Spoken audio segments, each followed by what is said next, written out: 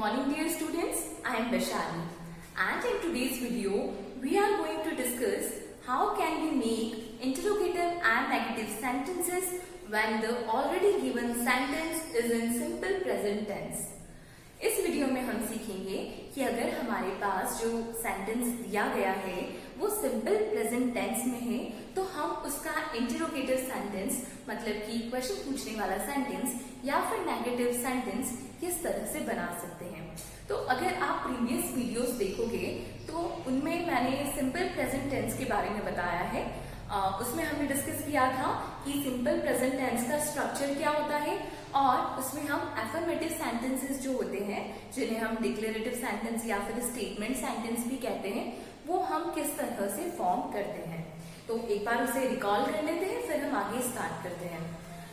तो उसका स्ट्रक्चर था सब्जेक्ट प्लस वर्ब का फर्स्ट फॉर्म और उसमें एस यस ऑप्शनल होता है, वो भी अभी हम डिस्कस करेंगे, और लास्ट में होता है ऑब्जेक्ट। तो उसका सबसे सिंपल स्ट्रक्चर क्या होता है, सब्जेक्ट प्लस वर्ब का first form plus object. Okay, तो अब जब अगर आप इस स्ट्रक्चर को नोटिस करोगे तो इसमें ऑलरेडी तो कोई हेल्पिंग वर्ब है ही नहीं। जैसे कि हमारे पास प्रेजेंट कंटिन्यूअस में होती है is am are, okay, past continuous में होती है वाज वर, फ्यूचर में होती है विल शैल, पर यहाँ पे हमारे पास कोई भी हेल्पिंग वर्ब नहीं है। अब जब भी हमें इंटरोगेटिव बनाना हो तो हम क्या करते हैं, हमारे जो हेल्पिंग वर्ब होती है उसको हम सबसे स्टार्टिंग में ले आते हैं और उसके बाद हम अपने सब्जेक्ट को लिख देते हैं। या फिर नेगेटिव बनाना हो तो हेल्पिंग वर्ब जो होती है उसके बाद हम नॉट लगा देते हैं। पर यहाँ तो हमारे पास कोई हेल्पिंग वर्ब ही नहीं है, तब तो हमारे लिए इंटरोगेटिव और नेगेटिव बनाना थोड़ा सा डिफिकल्ट हो जाएगा। नॉट एट ऑल, यहाँ पे हमारे पास टू वर्ब्स होती हैं जिसको हम इंटरोगेटिव और नेगेटिव बनाने के लिए यूज करते हैं। वो वर्ब्स है डू एंड डस। कौन सी दो वर्ब्स हैं, डू एंड डस। ये दोनों वर्ब्स को हम इंटरोगेटिव और नेगेटिव बनाने के लिए यूज करते हैं। अभी हम सीखते हैं कि डू कब यूज करते हैं और डस कब यूज करते हैं। तो जैसा हमने उधर देखा था एफर्मेटिव सेंटेंस में कि अगर हमारा जो सब्जेक्ट है वो क्या है, आई, वी, यू, दे या फिर कोई प्लूरल। आई, वी, यू, दे या फिर कोई प्लूरल, तो हम क्या करते थे, वर्ब को उसके ओरिजिनल फॉर्म में रखते थे।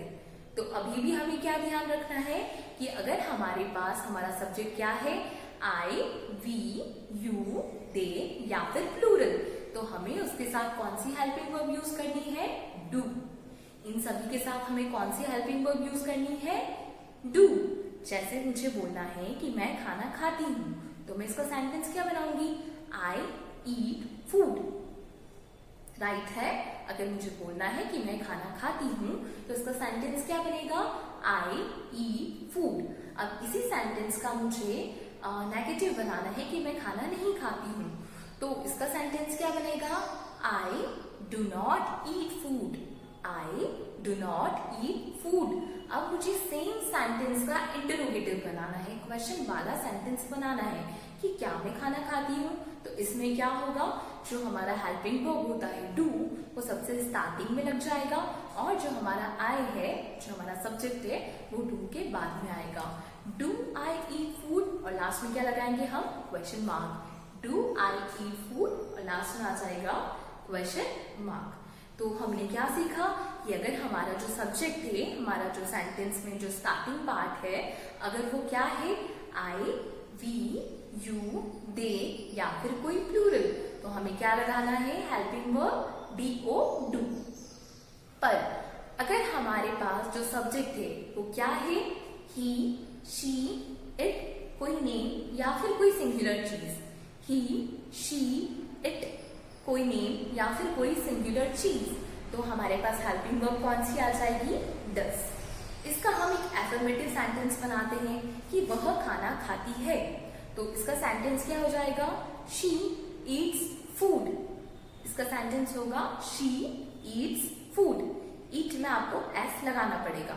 पर अगर मुझे इसी का नेगेटिव बनाना है कि वह खाना नहीं खाती है, तो मैं क्या करूंगी, शी, फिर हमारा हेल्पिंग वर्ब कौन सा यूज में आएगा, यहाँ पे डस।